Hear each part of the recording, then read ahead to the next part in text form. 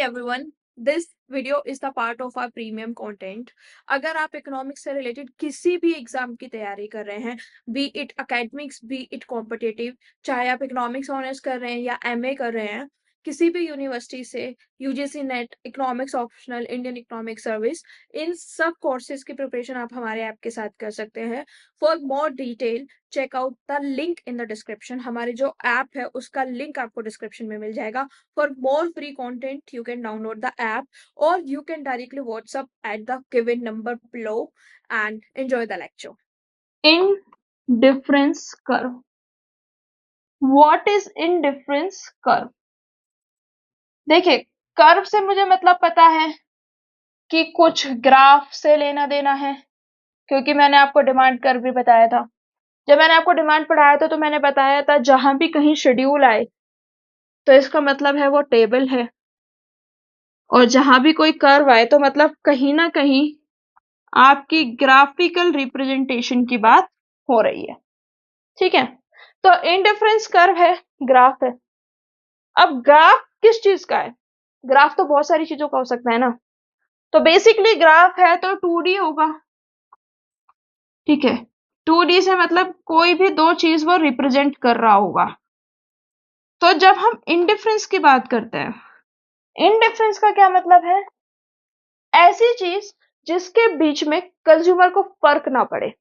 ठीक है, वो बंडल ए को कंज्यूम करे या बंडल बी को कंज्यूम करे, उसका जो सेटिस्फेक्शन लेवल है ना, उसका सेटिस्फेक्शन जो है वो सेम ही रहेगा.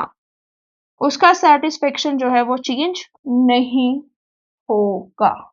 ठीक है, यानी कि आप मुझे चाहे तो बंडल ए दे दो, चाहे बंडल बी दे दो, मुझे फर्क नहीं पड़ता, मेरा सेटिस्फेक्शन सेम है भाई. तुम चाहे तो मुझे बंडल ए लाके दे दो, तुम चाहो तो मुझे बंडल बी लाके दे दो, मेरा satisfaction is completely same and मेरा सेटिस्फेक्शन उस चीज से चेंज नहीं होगा. ठीक है, आई होप इतना आप समझ गए होंगे. ठीक है बेटा, इंडिफरेंट हूं मैं, इंडिफरेंट हूं मैं, इतना समझ में आ गया कि मैं इंडिफरेंट हूं, मुझे फर्क नहीं पड़ता है.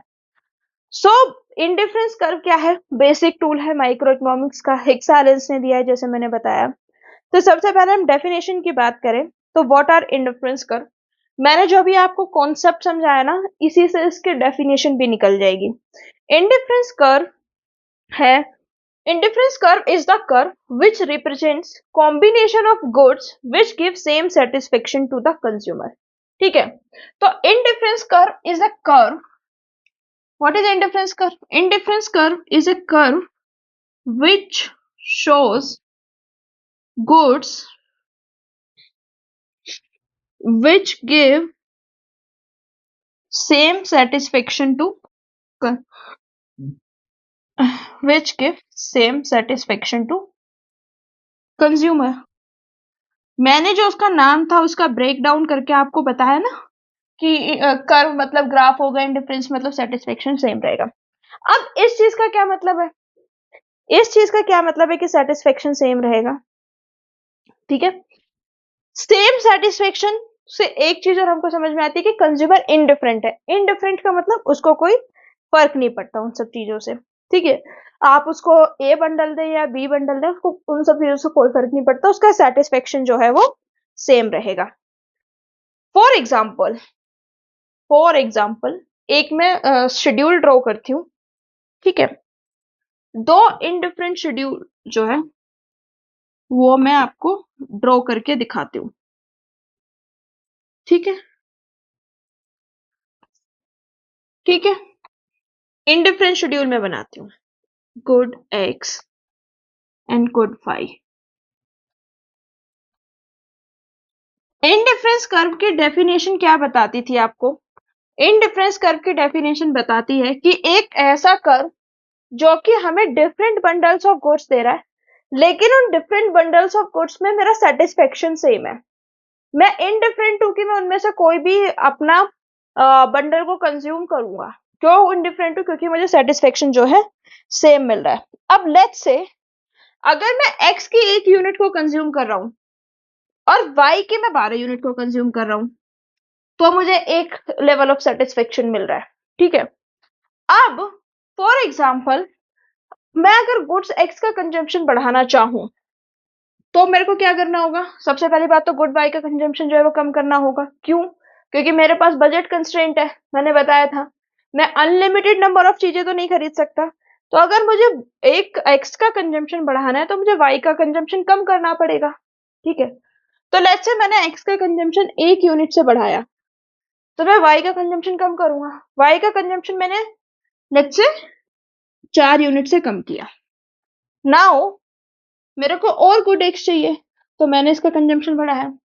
क्योंकि अगेन मेरे पास रिसोर्सेस लिमिटेड है, मेरा बजट कंस्ट्रेंट है, तो मैं गुड बाई को कम करूंगा। तो गुड बाई को अगर मैंने कम किया तो अब मैंने कितना किया? 3 यूनिट से कम किया। फिर मैंने इसको 1 यूनिट से बढ़ाया, फिर मैंने इसको 2 यूनिट से कम किया, फिर मैंने इसको 1 यूनिट से बढ़ाया, और फिर मैंने इसको 2 यूनिट से कम किया। बेसिकली ये जितने भी कॉम्बिनेशन है 1x प्लस 12y, जहां पे मैं x की 1 यूनिट कंज्यूम कर रही हूँ, y की 12 कर रही हूँ। दूसरा जो मेरा है that is 2x plus 8y, मेरा दूसरा कॉम्बिनेशन। तीसरा कॉम्बिनेशन 3x प्लस 5y। चौथा कॉम्बिनेशन 4x प्लस 3y। पांचवा कॉम्बिनेशन 5x प्लस 2y। ये मेरे जितने भी पांचों के पांचों कॉम्बिनेशन है ना, they will give me same satisfaction. ठीक है, इनका नाम रख लेते हैं। Let's say this is A, this is B, this is C, this is D, this is E. ये A B C D E bundle है, A B C D E. No matter मैं इनमें से कौन सा भी बंडल उठाऊं, that is going to give me the same satisfaction. फर्क ही नहीं पड़ता मैं ए उठाऊं, बी उठाऊं, सी उठाऊं, डी उठाऊं, ई उठाऊं। इट डजेंट मैटर कि यहाँ पे मैं गुड एक्स की 1 यूनिट को कंज्यूम कर रही हूँ और यहाँ पे मैं 3 को कंज्यूम कर रही हूँ, मेरा सेटिस्फेक्शन सेम है। क्यों? क्योंकि मैंने अगर यहाँ पे एक्स का कंजम्पशन को बढ़ाया है तो यहाँ पे मैंने वाई का कम भी कर दिया है। मेरे को कॉम्पनसेट तो करना पड़ेगा ना, क्योंकि मेरे जो रिसोर्सेस हैं वो लिमिटेड हैं।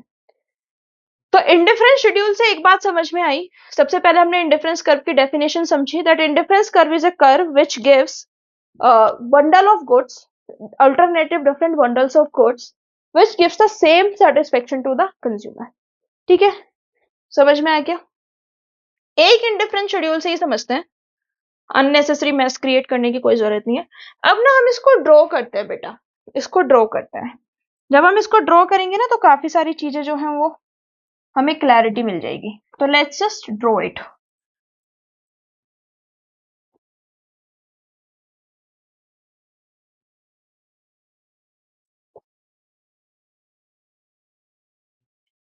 एक्स गुड को हमने एक्स एक्सिस पे रखा, वाई गुड को हमने वाई एक्सिस पे रखा। 1 2 3 4 5, यहाँ पे छोटा 2 है, बड़ा 12 है, तो लिख सकते हैं हम 12 के। तो 1 2 3 4 5, यहाँ पे 1 2 3 4 5 6 7 8।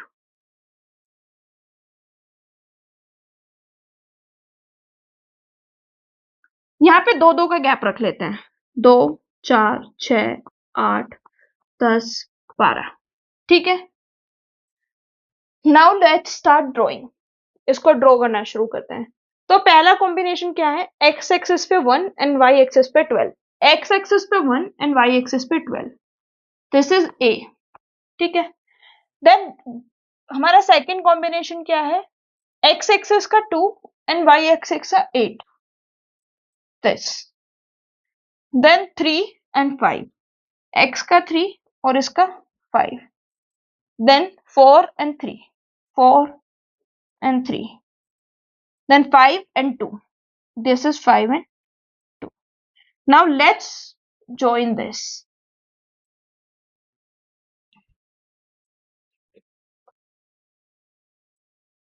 आप इसको join, जब आप इसको join कर दीजिए इसको, this is your IC, this is your indifference curve. This indifference curve is showing all the possible combination of goods, that is A B C D E. It is showing all the possible combination of goods which is going to give the same satisfaction to the consumer. And let us just draw it more precisely. ठीक है, तो A जब वो कर रहा है consume, तो A पे वो X कितने कंज्यूम कर रहा है 1 और Y कितने कंज्यूम कर रहा है 12. B पे X 2 और Y कितने कंज्यूम कर रहा है 8. C पे 3X and 5Y. C पे 3X and 5Y. ये 4 और 6 के बीच में 5 है. देन D में वो 4X को कंज्यूम कर रहा है एंड देन 3. ठीक है. देन E में 5X पे 2 को कंज्यूम कर रहा है. देखिए थोड़ा सा ना दिक्कत हो जाती है, एग्जैक्ट ग्राफ पेपर नहीं है, बट हाँ रफली यही शेप रहेगा. ठीक है. अब इसमें समझने वाली बात क्या है, हम इंडिफरेंस कर्व को समझ गए. This is the indifference curve. मैंने सबसे पहले डेफिनेशन आपको बताई कि इंडिफरेंस कर्व बेसिकली एक ग्राफ है. वो जो ग्राफ है वो हमें बताता है indifference curve is a curve which represent all those combination of goods which give same satisfaction to the consumer. वो सारे कॉम्बिनेशन जो कंज्यूमर को सेम सेटिस्फेक्शन देने वाले हैं. बंडल्स डिफरेंट हो सकते हैं, गुड्स की क्वांटिटी डिफरेंट हो सकती है, और कंज्यूमर का जो सेटिस्फेक्शन है वो सेम रहता है. तो उसके लिए मैटर नहीं करता है कि वो कौन सी कॉमोडिटी कंज्यूम कर रहा है, कौन सा बंडल कंज्यूम कर रहा है. वो किसी भी बंडल को कंज्यूम करे तो उसका सेटिस्फेक्शन सेम रहता है. Hence it is name as indifference. Indifferent होता है कंज्यूमर, उसी से नाम पड़ा इनडिफरेंस कर्व. देन इसकी और ब्रॉडर अंडरस्टैंडिंग के लिए हमने इनडिफरेंट शेड्यूल बनाया. ठीक है. इनडिफरेंट शेड्यूल जब मैंने आपको बनाया गुड एक्स गुड वाई. ठीक है. गुड एक्स में मैंने आपको बताया कि हमने पहले क्या कंज्यूम किया, फिर हम एक्स की कॉमोडिटी को बढ़ाते गए, रिस्पेक्टिवली हम वाई की कॉमोडिटी को कम बढ़ाते गए, सॉरी एक्स की कॉमोडिटी को हम बढ़ाते गए और वाई की कॉमोडिटी को हम कम करते गए. इससे हमारे 5 बंडल्स निकल के आए, और इन 5 बंडल्स को जब हमने कर्व में ग्राफ की फॉर्म में रिप्रेजेंट किया तो हमारा एक कर्व बन के आया जिसका नाम था इंडिफरेंस कर्व. आई होप इतना आपको समझ में आ गया होगा, इतने में आपको कोई भी कंफ्यूजन नहीं होगा. ठीक है. अब देखिए इसमें समझने वाली बात यह है कि इंडिफरेंस कर्व जो है वो ये बता रहा है कि इक्वल सेटिस्फेक्शन है, लेकिन ये नहीं बता रहा है कि कितना सेटिस्फेक्शन है. यहाँ पे कार्डिनल नंबर नहीं है, क्या नंबर है, ऑर्डिनल नंबर है. यानी कि आप रैंक कर पा रहे हो कि मुझे सेटिस्फेक्शन मिल रहा है, किस बंडल से ज्यादा मिल रहा है, किस बंडल से कम मिल रहा है, बट एक एग्जैक्ट आप नहीं बता रहे हैं. ठीक है. अब जब मैथमेटिकली है, हमें जो इनसे एक यूटिलिटी तो मिल रही होगी ना. हमने एक एक्स को कंज्यूम किया, फिर 12 वाई को कंज्यूम किया, 2 एक्स को कंज्यूम किया, 8 वाई को कंज्यूम किया. इन सारे कॉम्बिनेशन से हमको एक यूटिलिटी मिल रही है, तभी तो हम उनको कंज्यूम कर रहे हैं. बेसिकली हम ये जो सारा कंजम्पशन है वो क्यों कर रहे हैं, क्योंकि हमको यूटिलिटी मिल रही है. अब हमें यूटिलिटी मिल रही है तो उसको हमको यूटिलिटी फंक्शन के फॉर्म में रिप्रेजेंट भी करना होगा. देखिए डिमांड फंक्शन जो मैंने आपको बताया था, तो डिमांड फंक्शन में मैंने आपको क्या बताया था, that it shows the relationship between the two variables. Demand के केस में वो किस चीज, दो चीजों के बिटवीन रिलेशन बता रही थी, प्राइस एंड क्वांटिटी डिमांडेड के बीच में. यूटिलिटी फंक्शन में वो किन दो चीजों के बीच में रिलेशन बताएगा, ऑफ कोर्स फंक्शन है तो दो चीजों के बीच में रिलेशन ही बताएगा. तो वो किन दो चीजों के बीच में रिलेशन बताएंगे, relation of consumption of good X and good Y. ठीक है. तो यूटिलिटी फंक्शन जो है, हमें जो इस इंडिफरेंस कर्व के थ्रू हमारा यूटिलिटी फंक्शन है, उसको मैथमेटिकली हम इस तरीके से भी लिख सकते हैं, utility of X and Y is equal to A. This A is constant. Why it is constant? क्योंकि आप इसमें से कोई भी बंडल को कंज्यूम करो, A, B, C, D, E, मेरा जो सेटिस्फेक्शन है वो सेम है. यानी कि मेरा सेटिस्फेक्शन जो है वो कांस्टेंट है और मेरा सेटिस्फेक्शन जो है वो चेंज नहीं हो रहा है. क्योंकि मेरा सेटिस्फेक्शन सेम है, कांस्टेंट है, कुछ भी कहिए, ये इसीलिए यहाँ पे कोई ना कोई कांस्टेंट आएगा. ठीक है. लेट्स से मेरे को सब में 100 यूनिट का ही सेटिस्फेक्शन मिल रहा है, एक कांस्टेंट सेटिस्फेक्शन मिल रहा है. ठीक है. अब आप बोलोगे कि मैम इसको तो आप मेजर ही नहीं कर सकते, आपने कैसे बोला. ठीक है. तो ये जो कांस्टेंट है ना, ये ऑर्डिनल सेंस में है. This constant is in ordinal sense, not in cardinal sense. इस चीज को आप याद रखिएगा, ठीक है। तो यूटिलिटी फंक्शन है U X Y is equal to A, ठीक है। And according to above utility function, जो इंडिफरेंस कर्व है that will be convex and sloping downward. इतना क्लियर हो गया होगा। तो इस यूटिलिटी फंक्शन के बिहाफ पे और इस कर्व को देखकर, ये जो हमारा इंडिफरेंस कर्व बना है, इसको देखकर हम दो चीज कह सकते हैं। पहला कि ये कॉन्वेक्स शेप है। मैंने मैथ में पढ़ाया है बेटा, कॉन्वेक्स कॉनकेव सारी शेप्स पढ़ाई हैं।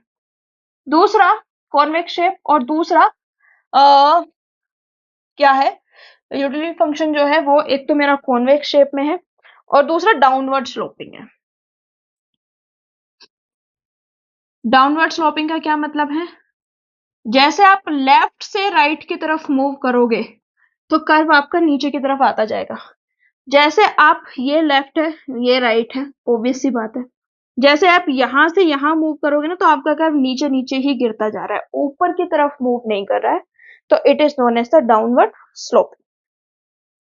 ठीक है, इतना क्लियर हो गया होगा। बहुत बहुत बेसिक मैंने यूटिलिटी फंक्शन बताया है।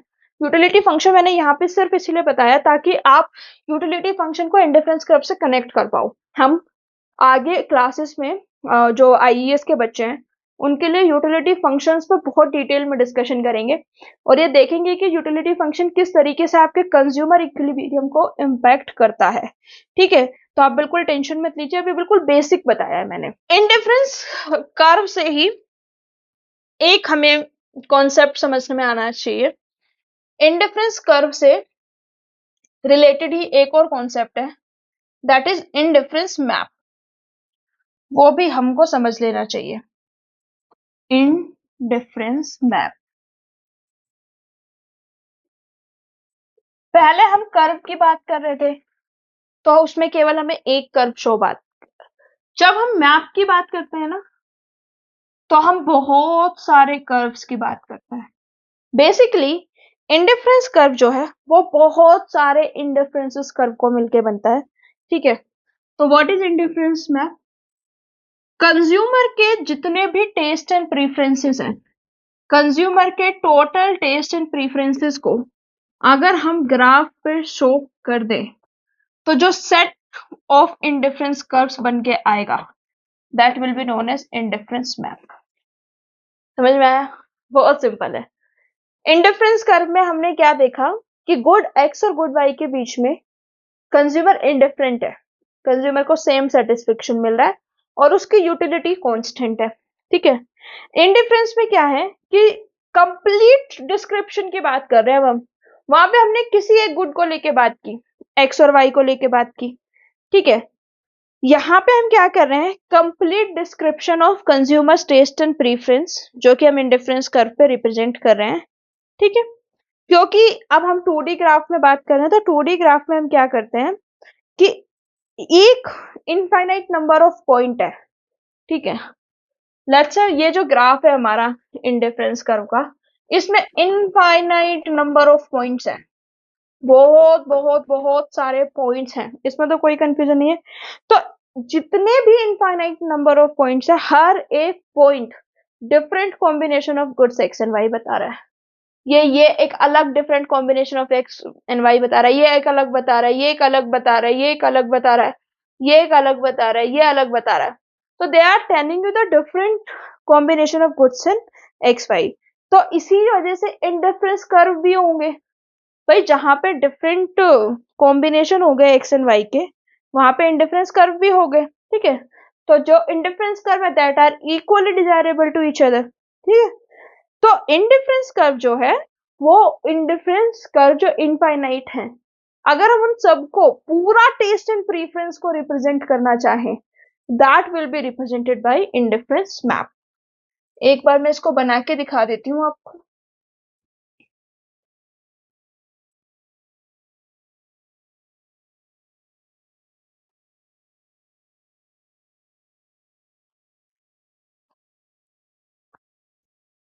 End IC1, IC2, IC3, IC4, IC1, IC2, IC3, IC4। तो डिफरेंट डिफरेंट कॉम्बिनेशन जो हैं, जब हम सारा क्या बोलते हैं, सारे इनफाइनाइट नंबर ऑफ पॉइंट्स को जब हम कलेक्ट करते हैं तो वो हमें इंडिफरेंस मैप बताता है। ठीक है, बेसिकली जो इंडिफरेंस मैप है, ये स्केल ऑफ कंज्यूमर प्रीफरेंस बताता है, यानी कि कंज्यूमर के जो प्रीफरेंसेस हैं वो ये बताता है।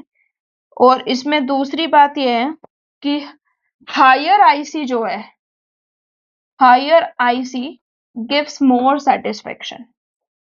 ठीक है, व्हाट डज दैट मीन कि IC1 से ज्यादा सेटिस्फेक्शन कंज्यूमर को IC2 पे मिलेगा, IC2 से ज्यादा सेटिस्फेक्शन कंज्यूमर को IC3 पे मिलेगा, और IC3 से ज्यादा सेटिस्फेक्शन कंज्यूमर को IC4 पे मिलेगा। ठीक है, यानी कि आपका जो सेटिस्फेक्शन है वो हायर आईसी पे ज्यादा होगा।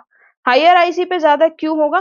क्योंकि वहां पे हम कमोडिटी को ज्यादा कंज्यूम कर रहे हैं। ठीक है, अब IC1 पे हम इस कमोडिटी को कंज्यूम कर रहे हैं, IC2 पे हम कोई भी पॉइंट लेंगे वो हमेशा इससे ज्यादा ही कमोडिटीज को शो करेगा।